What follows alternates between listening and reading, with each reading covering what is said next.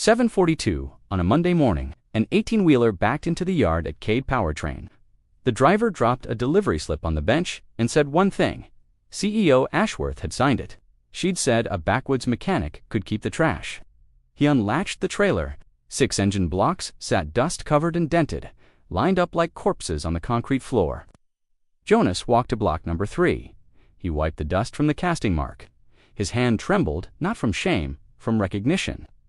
4 years ago, he himself had assembled this block. 5 weeks from now, she would take back every word. The truck left at 7:58, the block stayed. Jonas moved from one to the next, reading serial numbers under his breath.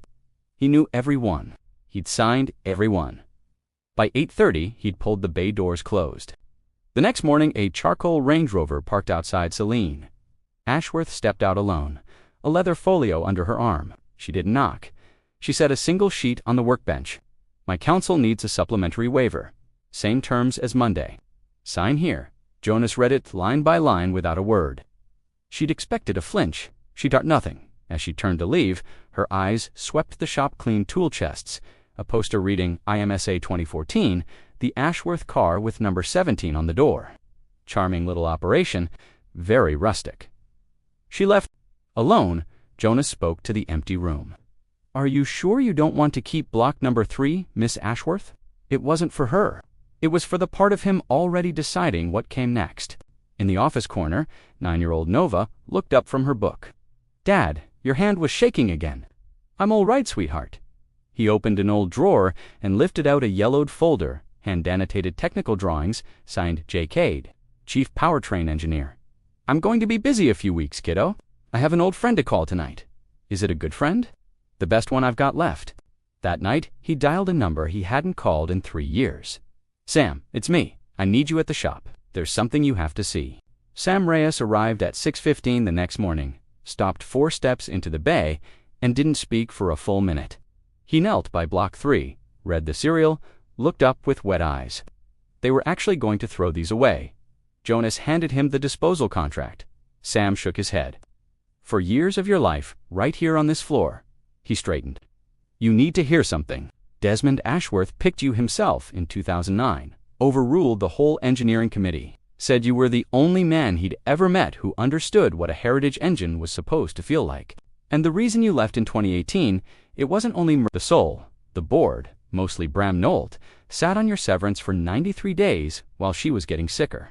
$2.4 million, they tied it to a non-compete you couldn't sign without giving up your own designs. You walked away with nothing. Desmond was in Geneva when it happened. He came back to fire Nolt and had a stroke before he could finish the paperwork. Jonas set both hands flat on the bench. Celine doesn't know any of that. She doesn't know who I am or who Nolt really is. She walked into her father's company a year ago with grief in one hand and a balance sheet in the other, and Nolt's been steering her ever since. I'm not going to tell her, Sam studied him. You're going to fix 6 engines and let her think you're just a mechanic after she insulted you? I'm going to fix them because they deserve it. The rest is hers to figure out. All right, what do you need? Crankshaft for 5, sleeves for 1, and your hands for 8 weeks.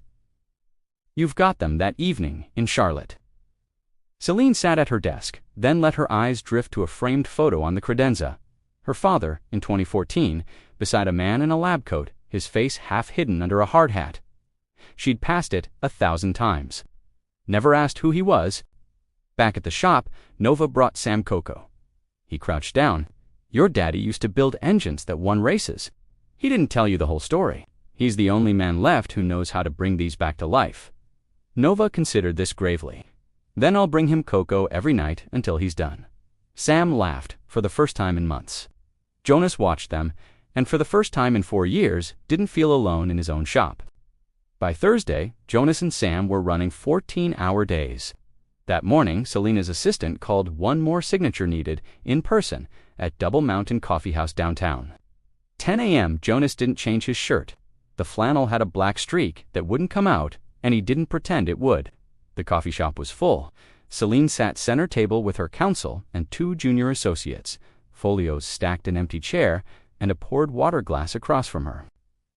Jonas walked in at 10:05, wiped his boots, crossed the room, sat, and read the document clause by clause without hurry. "May I read the document? By all means. We're not paying you by the hour." A junior associate laughed. Celine added, loud enough for the next table, "Next time, perhaps, wash the shirt before meeting my counsel. Or don't they distinguish, up in Asheville, between a shop floor and a conference room?" More laughter. The room went quiet around them. Jonah signed in 3 places without comment, slid the folio back, stood, and said evenly, "Are you sure you don't want to keep block number 3, Miss Ashworth?" Selena's cup stopped halfway to her mouth. She'd heard that line before, except she hadn't been there. Only the words remained, and the way he'd said them. He nodded once to counsel and walked out. She didn't finish her coffee. She gathered her own folios, something she never did, and left ahead of her attorneys. Driving back to Charlotte Radio off, she told herself it was nothing, but the block 3 lines sat like a stone in her shoe. She hadn't told anyone which block was which. She hadn't even looked at the serials. Nolt had handled the manifest, chosen the contractor, set the loading order. So how did the mechanic know there was a block number 3? By the second week, she'd hired her own personal attorney. 3 contracts carried an unusual clause, 4.2, granting the receiving party full discretion, all initiated by Nolt. All signed through delegated authority she'd granted him in her grief-fogged first month as CEO. That night, she reread her father's will, marking every clause she'd skimmed too fast the first time. One stopped her cold. The VP7 Heritage engines shall not be destroyed, transferred, or liquidated without the written consent of the original chief powertrain engineer. She underlined original, she underlined chief powertrain engineer. She'd never thought to ask who that was. Wednesday, she drove to Asheville unannounced and found Sam Reyes at the parts bench, sorting valve springs. She recognized him from her father's funeral. He'd never come forward to speak to her. "What are you doing here?" "Helping a friend." She turned to Jonas at the machining table. Block 3 sat beside him now, honed and oiled on a clean cradle. It no longer looked like a corpse. "Who are you, Mr. Cade?" "I'm mechanics don't get Sam Reyes driving down to sort valve springs for free." Jonas looked at her a long moment and said nothing. She left without asking again. That night, she held the framed photo under her desk lamp, the man's hands on the bench. A wedding band, a small scar on the right knuckle. She'd seen that scar 3 days ago, gripping a pen in a coffee shop. Through the 3rd week, she came 3 times without explanation. Coffee in the office chair, a paperback, then 10 feet from the bench, watching his hands. Nova came in from school, saw her, stopped. "You came back. Want to read with me?" "I have a book about engine Celine." No to say no, she said yes. Nova walked her through the 4-stroke cycle with total seriousness. Celine laughed, the first time since her father died. At the bench, Jonas wiped the same shaft 3 times without looking up. The next morning, she drove to Sam's house in Black Mountain, who was the original chief powertrain engineer for VP7. He was still bound by an old NDA. You've met him where? You already know where. She parked across from the shop that evening instead of going in, and watched through the bay window as Jonas showed Nova how to hold a torque wrench and laughed at something the girl said. She didn't go in. Friday, Bram Nolt brought Celine a file. Cade may be violating his 2018 non-compete if he restores VP7 spec. We have grounds to sue, reclaim all 6 units, and collect damages. The minute the first one runs, we file. He loses everything. On top sat a 2014 photo. Jonas at the bench, her father's hand on his shoulder. She stared at it for 10 seconds. Let him finish. "Thank you, Bram. Leave it with me." Alone, she locked the file in her drawer. She didn't know what to do, but she understood one thing. Nolt had built this file, knew exactly who Jonas was, and had still signed the disposal order, which meant he'd wanted Jonas to have those engines. Monday of the 4th week, she brought a wooden box she'd found in her father's safe and never opened. The key had been taped under his desk blotter the whole time. She set it on the bench. "I want you to open it with me." Inside, a folded, unmailed letter on her father's stationery, a USB drive. A sealed envelope marked Cade. The letter, dated June 2017, revealed that Desmond had discovered through a private audit that Nolt had been embezzling through falsified disposal contracts since 2015. The disposed assets, mostly heritage engines and prototypes, hadn't been destroyed. They'd been sold privately to collectors in the UAE and Japan through shell companies in Delaware and the Caymans. The letter named brokers, dates, account numbers. Desmond had planned to fire Nolt the next month and to reinstate Jonas as chief powertrain engineer with his full withheld severance plus interest. He'd died of a stroke 3 weeks later, the day after Selena's 34th birthday. The sealed envelope held a notarized codicil naming Jonas Heritage Engineering trustee in perpetuity, with 12% equity in Ashworth Holdings, contingent on VP7's reinstatement. The USB held the full ledger of Nolt's fraud. Selene didn't cry. "I signed a paper giving you $4,000 to haul away engines worth millions. I was a fool." "You weren't a fool. You were lied to." "Why didn't you tell me?" "Because you didn't know who I was. Telling you wouldn't have changed the engines. I needed to save them whether you believed me or not. My father chose you. Your father was a good man. He never told me about the codicil. I'd have refused it. I'm not my father. I know, but you can be yourself." Nova brought them cocoa. Dad says when people are sad, they drink cocoa.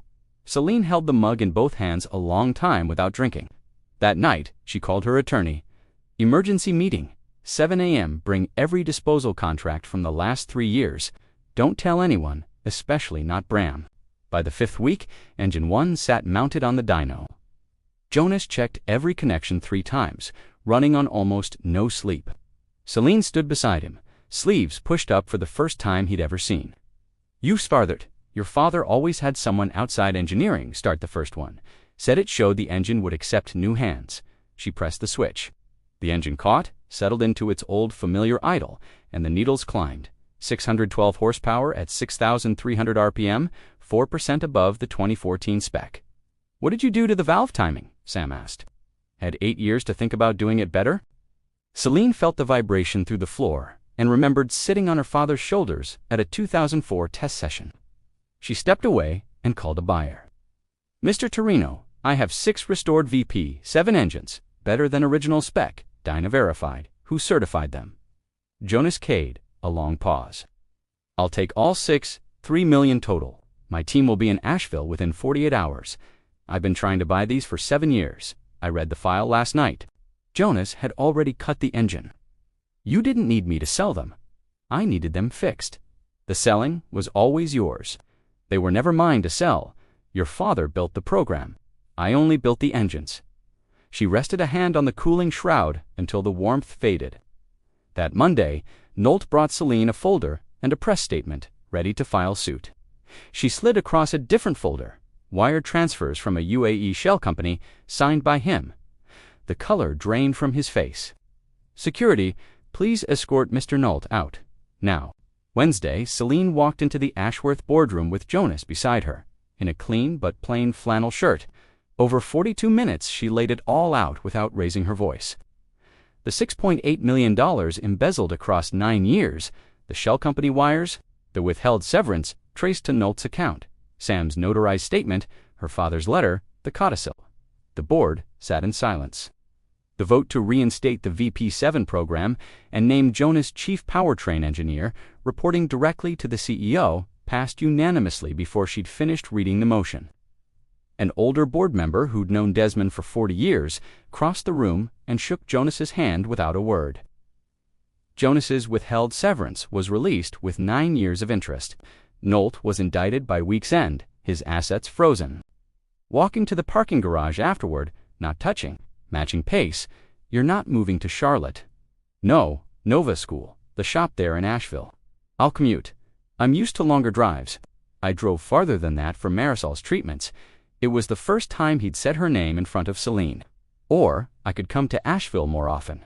"You could. Thank you for the 6 engines. And for the rest, the things you didn't say, and let me figure out myself. You don't have to thank me. I'm going to anyway." She drove off. He drove home with the windows down, radio off, for the first time in 9 years.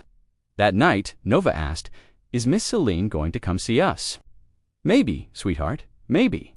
Asheville turned in October. Selene rented a small house 11 minutes from the shop, driving up Fridays and back Sundays, calling it nothing yet. Neither of them did. The board had stopped second-guessing her. On Saturdays, she let Nova teach her to peel apples with a small bone-handled knife. Her 4th apple came off in one clean curl. "That's better, Miss Selene. Dad'll be proud." Jonas watched from the doorway and said nothing.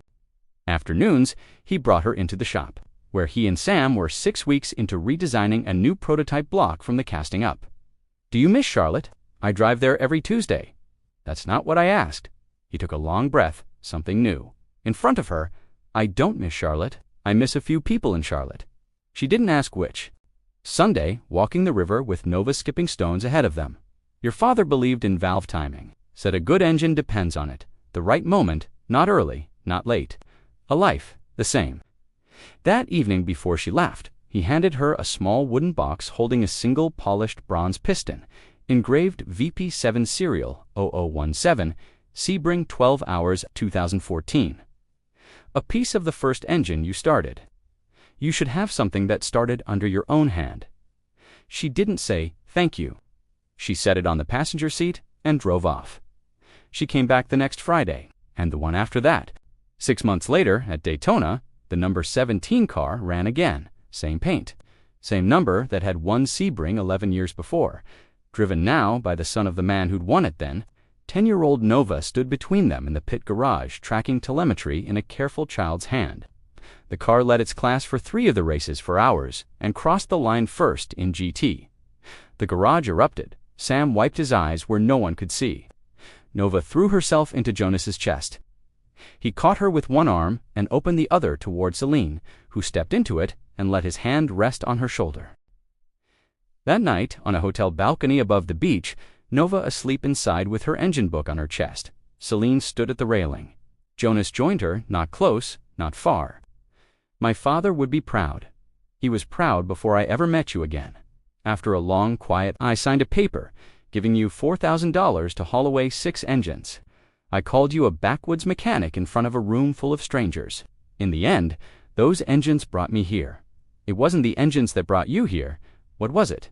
He didn't answer. He didn't need to. She understood. They stood without speaking, the wind moving her hair. She set her hand on the rail beside his, not touching. He thought of Desmond's words in the shop years ago. A good engine depends on valve timing the right moment. Not early, not late. He thought of Marisol, the years alone with Nova, 6 dust-covered blocks on a concrete floor 7 months back, and the woman who'd once called his shop rustic, now standing beside him above the Atlantic, in a place neither of them had planned to be.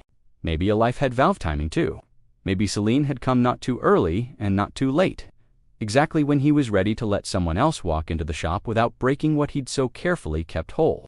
She turned her face toward him in the dark and said nothing. The waves kept their long, even rhythm below. In the next room, Nova slept on, the engine book rising and falling on her chest. Some things didn't need to be spoken to be known.